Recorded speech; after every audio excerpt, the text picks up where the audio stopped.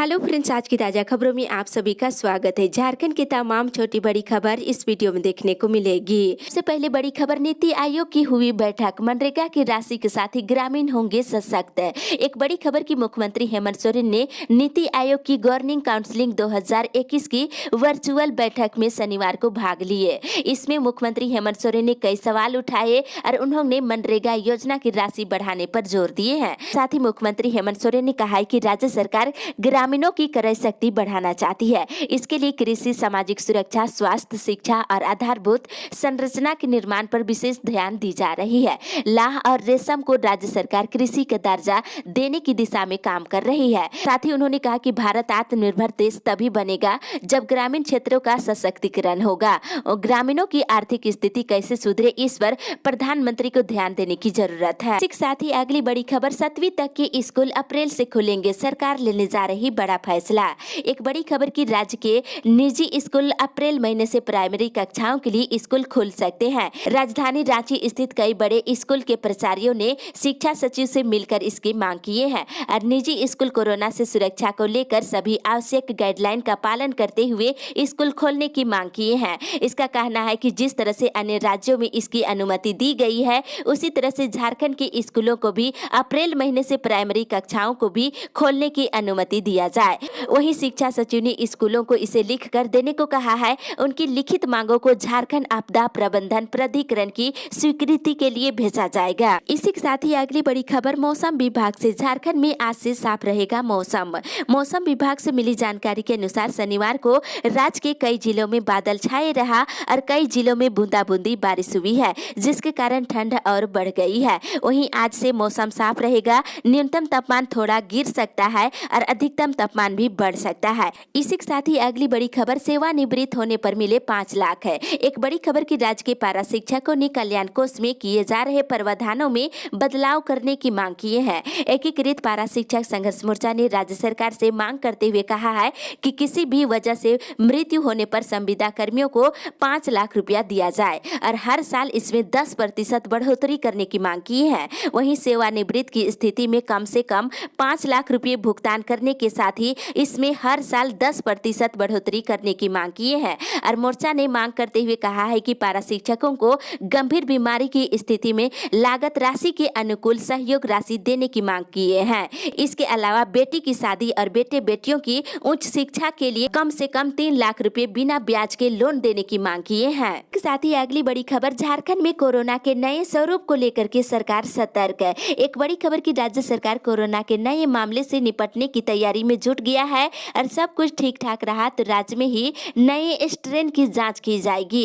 इसके लिए रिम्स में BSL-3 लैब बनाने और सीक्वेंसर मशीन लगाने का प्रयास शुरू कर दिया गया है। स्वास्थ्य विभाग की ओर से NHM के PIP रिम्स में सीक्वेंसर लगाने का प्रस्ताव दिया है। राज्य सरकार झारखंड में कोरोना के नए स्वरूप को लेकर के सतर्क हो गया है। वहीं बता दें, केरल, महाराष्ट्र, पंजाब, छत्तीसगढ़ और मध्य प्रदेश में कोरोना फिर से तेजी से फैलने लगा है। इसी के साथ ही अगली बड़ी खबर, सरना धर्म कोड लागू करे केंद्र, खनन में दे हिस्सा। एक बड़ी खबर की प्रधानमंत्री नरेंद्र मोदी से मुख्यमंत्री हेमंत सोरेन ने जनगणना में सरना आदिवासी धर्म कोड को शामिल करने के साथ ही खनन में हिस्सेदारी देने की मांग रखी है। और मुख्यमंत्री ने नीति आयोग की गवर्निंग काउंसिल की बैठक में राज्य के विभिन्न मुद्दे को रखे हैं। वहीं फॉरेस्ट क्लियरेशन को लचीला बनाने के साथ ही यूनिवर्सल पेंशन लागू करने पर PM मोदी का ध्यान आकर्षित कराया। और साथ ही मुख्यमंत्री ने उम्मीद जताई है कि केंद्र सरकार झारखंड वासियों को जरूर मदद और सहयोग करेगी। वहीं विधानसभा से पारित कर जनगणना में अलग सरना आदिवासी धर्म कोड की मांग से संबंधित प्रस्ताव भेज दिया गया है। उम्मीद है कि भारत सरकार इस पर सहानुभूति पूर्वक विचार करेगी। और वहीं दूसरी ओर अंतर्राष्ट्रीय सरना धर्म महारैली का आयोजन 21 मार्च को मोराबादी मैदान में होगा। ये निर्णय कल ली गई है। इसी के साथ ही अगली बड़ी खबर, रिक्त पदों पर बहाली, अस्थायी कर्मचारियों को मिलेगा आवास। राहत भरी खबर की झारखंड मजदूर संघर्ष संघ यूनियन के अध्यक्ष रमा पांडे ने शुक्रवार को देर शाम सेल कर्मियों के साथ बैठक की और सेल कर्मियों ने बताया है कि झारखंड मजदूर संघर्ष संघ यूनियन की विभिन्न मांगों पर सेल्स प्रबंधन ने सहमति जताई है। प्रबंधन ने सामान्य रिक्त पदों पर बहाली प्रक्रिया चालू करने, अस्थायी कर्मचारियों की मिट्टी के पैसे में बढ़ोतरी 1000 से बढ़ाकर 1500 रुपये कर दी गई है। वहीं अस्थायी कर्मचारियों की सिक छुट्टी 5 दिन से बढ़ाकर 10 दिन कर दी गई है। इसके अलावा अस्थायी कर्मचारियों को आवास आवंटन पुनः लागू करने पर सहमति दी है। वहीं अस्थायी कर्मचारियों को उनके कार्य और योग्यता के अनुसार मासिक वेतन देने पर सहमति बनी है। और वहीं कर्मियों के मेडिकल भत्ता के बदले सपरिवार मेडिकल कार्ड देने पर सहमति है। और गोवा वर्कर्स मैन क्लब को सामाजिक कार्य के लिए विवाह गृह बनाने और अवसर प्राप्त अस्थायी कर्मचारियों के पेंशन भुगतान की बात कही गई है। साथ ही अगली बड़ी खबर, राज्य सरकार पीड़ित परिवारों को दे आर्थिक सहायता।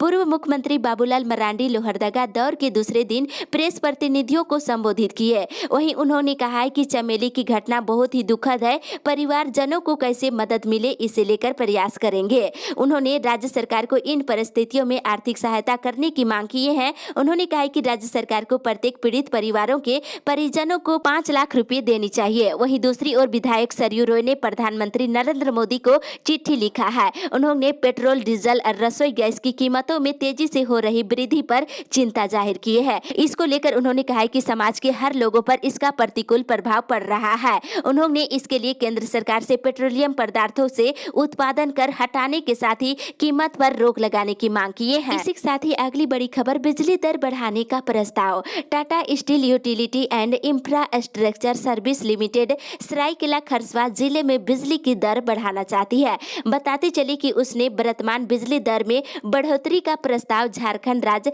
विद्युत नियामक आयोग को सौंप दिया है, जिसको ने अपने नए बिजली टैरिफ में फिक्स चार्ज में अधिकतम 125 रुपये और एनर्जी चार्ज में 1 रुपये 75 पैसे प्रति यूनिट बढ़ाने का प्रस्ताव दिया है। वहीं बता दें, आयोग ने सभी उपभोक्ताओं से सुझाव मांगा है। उपभोक्ता चाहे तो www.juscolimited.com पर हिंदी या अंग्रेजी में आपत्ति 15 मार्च 2021 तक भेज सकते हैं। इसके अलावा झारखंड राज्य विद्युत नियामक आयोग के सचिव को भी सुझाव या आपत्ति भेज सकते हैं। इसी के साथ ही अगली बड़ी खबर, पोषण केंद्रों में होगी सलाहकार की नियुक्ति। एक बड़ी राहत की खबर की केंद्र सरकार से राशि नहीं मिलने के कारण राज्य के 66 पोषण केंद्रों के बंद होने का खतरा अब समाप्त हो गया है। इन सभी केंद्रों में जल्द ही पोषण सलाहकार की नियुक्ति की जाएगी। शुक्रवार को दिल्ली में आयोजित बैठक में केंद्र सरकार ने इस केंद्रों के संचालन के लिए राशि देने पर सहमति दे दी है। बताते चले कि पिछले 2 वर्षों से इन केंद्रों के लिए केंद्र सरकार से राशि नहीं दी जा रही थी। केंद्र का निर्देश था कि पोषण केंद्रों के लिए पहले पोषण सलाहकारों की नियुक्ति की जाए, इसके बाद ही केंद्र सरकार की ओर से संचालन के लिए राशि उपलब्ध कराई जाएगी। तो जल्द ही पोषण केंद्रों में सलाहकार की नियुक्ति की जाएगी। इसी के साथ ही अगली बड़ी खबर, हाईकोर्ट ने अनुबंध पर सहायक प्राध्यापकों की बहाली पर लगाई रोक। झारखंड के विभिन्न विश्वविद्यालयों के स्नातकोत्तर विभागों और अंगीभूत कॉलेजों में घंटी आधारित अनुबंध सहायक प्राध्यापकों की नियुक्ति प्रक्रिया पर झारखंड हाईकोर्ट ने अगले आदेश तक के लिए रोक लगा दी है। Justice SK. द्विवेदी की अदालत ने प्रभास गोराई की याचिका पर सुनवाई करते हुए सरकार और सभी प्रतिवादियों को 19 अप्रैल तक जवाब दाखिल करने का निर्देश दिया है। सरकार के संकल्प के बाद कई विश्वविद्यालय ने विज्ञापन जारी किया था। वहीं प्रार्थी की ओर से बताया गया है कि सरकार के इस आदेश से पहले से ही कार्यरत कर्मचारियों को हटाकर नई नियुक्ति की जा रही है। इसी के साथ ही अगली बड़ी खबर, जून से शुरू हो सकती है जनगणना और एनपीआर की प्रक्रिया। एक बड़ी खबर की स्वास्थ्य कर्मियों और फ्रंट लाइन वर्कर के साथ ही अधिक आयु वर्ग के प्राथमिकता वाले समूहों को कोरोना की वैक्सीन लगाने के बाद इस साल जून से जनगणना और एनपीआर को अपडेट करने की प्रक्रिया शुरू हो सकती है। जून तक 5 राज्यों में चुनाव का काम भी पूरा हो जाएगा और कोरोना महामारी के कारण जनगणना में देरी हुई है।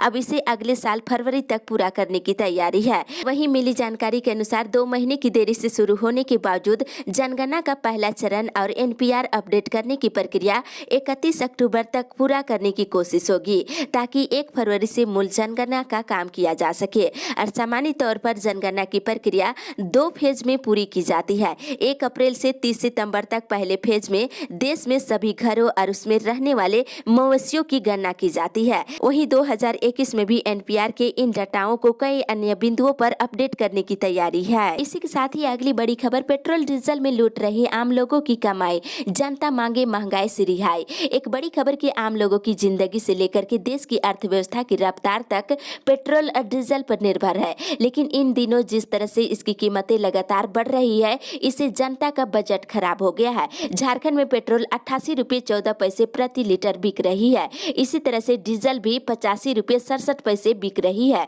1 साल के अंदर पेट्रोल और डीजल की कीमत कीमतों में करीब 17 रुपये की बढ़ोतरी की गई है। इस साल फरवरी महीने में ही 14 बार दाम बढ़ाए जा चुके हैं। पेट्रोल और डीजल की कीमतें आग की जैसे बढ़ती जा रही है, जिसका खामियाजा आम लोगों से लेकर किसान और कारोबारियों तक को भुगतना पड़ रहा है। अगली बड़ी खबर, संविदा कर्मियों का आंदोलन स्थगित।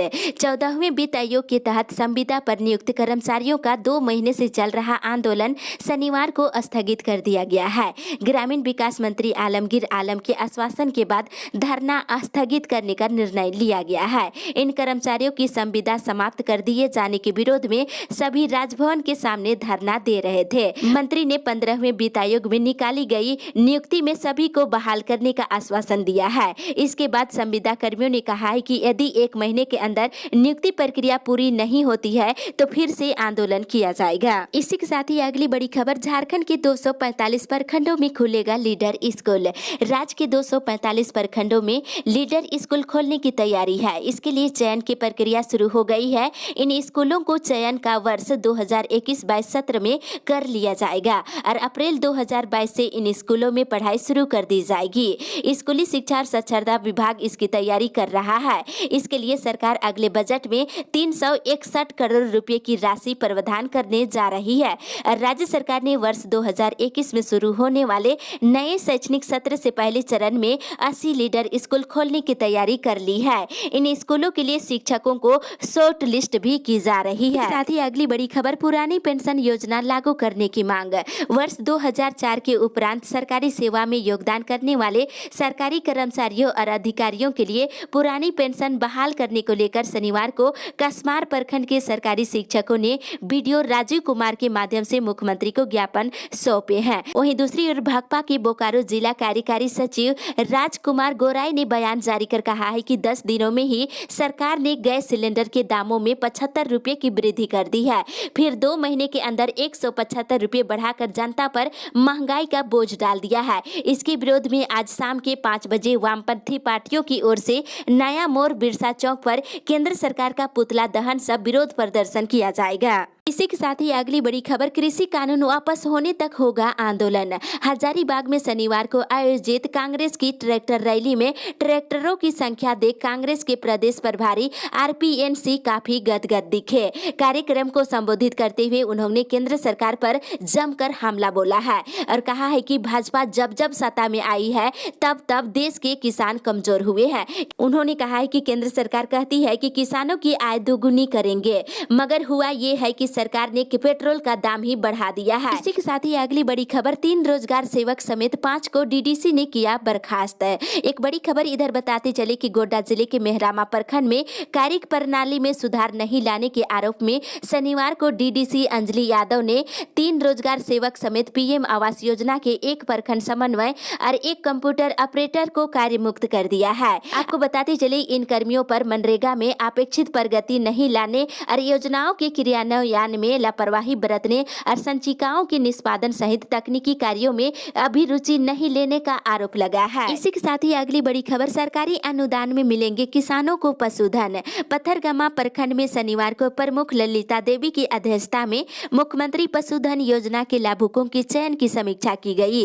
बैठक में बताया गया है कि समिति से चयनित लाभुकों को गाय पालन, बतख पालन, बकरी पालन, मुर्गी पालन और सुकर पालन आदि के लिए सामान्य वर्ग को 50% अनुदान पर और ST/SC वर्ग के लाभुकों को 90% अनुदान पर सरकार पशुधन मुहैया कराएगी। इसमें दिव्यांग और विधवा महिलाओं को प्राथमिकता के साथ ही 90% अनुदान में पशुधन दिए जाएंगे। और बता दें इसके लिए प्रखंड से 30 आवेदन मिले हैं। इसे चयनित कर जिला पशुधन पदाधिकारी को भेजना है और 22 फरवरी को आवेदन को स्वीकृति दे दी जाएगी। इसी के साथ ही अगली बड़ी खबर, अंशकालीन शिक्षकों को मिले सम्मानजनक मानदेय। राज्यपाल द्रौपदी मुर्मू ने कस्तूरबा गांधी बालिका आवासीय विद्यालयों में कार्यरत अंशकालीन शिक्षक और शिक्षिकाओं को सम्मानजनक मानदेय देने के निर्देश झारखंड शिक्षा परियोजना परिषद के राज्य परियोजना निदेशक को दिए हैं। उन्होंने शनिवार को राज्य परियोजना निदेशक को राजभवन बुलाकर शिक्षकों को मिलने वाले मानदेय की जानकारी ली। इस क्रम में उन्होंने शिक्षक संघ द्वारा अस्थायीकरण और वेतनमान देने से संबंधित मांग पर सहानुभूति पूर्वक विचार करने को कहा है। अगली बड़ी खबर, खबर चलते चलते आप सभी को बता दें, डॉक्टर और पारा कर्मियों की नियुक्ति प्रक्रिया शुरू। रिम्स में खोले गए रीजनल जेरिएट्रिक सेंटर में 6 डॉक्टर और 14 पारा कर्मियों की नियुक्ति प्रक्रिया शुरू कर दी गई है। अनुबंध के आधार पर नियुक्ति ली जा रही है और सभी की नियुक्ति को लेकर के 3 मार्च को इंटरव्यू का आयोजन किया गया है। वहीं दूसरी ओर राज्य के सरकारी स्कूलों में पढ़ने वाले और ऑनलाइन शिक्षा से वंचित लगभग 62 लाख बच्चों को राज्य सरकार ड्रॉप आउट मान रही है। इन बच्चों की छुट्टी हुई पढ़ाई की भरपाई के लिए सेतु गाइड विशेष शिक्षा अभियान चलाया जाएगा। और वहीं दूसरी ओर दीवारों पर विज्ञापन लगाने पर होगी कार्रवाई। राजधानी स्थित किसी भी निजी और सार्वजनिक दीवारों पर विज्ञापन लगाने वालों के प्रति नगर निगम की निगाहें टेढ़ी हो गई है। निजी और सार्वजनिक दीवारों पर विज्ञापन लगाने पर कार्रवाई की जाएगी। यही नहीं, अभी सार्वजनिक दीवारों पर विज्ञापन लगाने वालों को चिन्हित करने का काम चल रहा है। और साथ ही इधर रांची नगर निगम ने दीनदयाल अंत्योदय राष्ट्रीय शहरी आजीविका मिशन के तहत राजधानी में 6 स्थानों पर वेडिंग जोन बनाने की तैयारी में जुट गया है। इसके तहत 1187 फुटपाथ दुकानदारों को व्यवस्थित करते हुए अस्थायी ठिकाना दिया जाएगा। वहीं 250 के करीब खाने पीने का सामान और बेचने वालों को स्केटिंग ग्राउंड के बगल में एक जगह में शिफ्ट करने पर विचार चल रही है। इस अपडेट में बस इतना ही। आगे की खबर के लिए आप हमारे साथ बने रहे।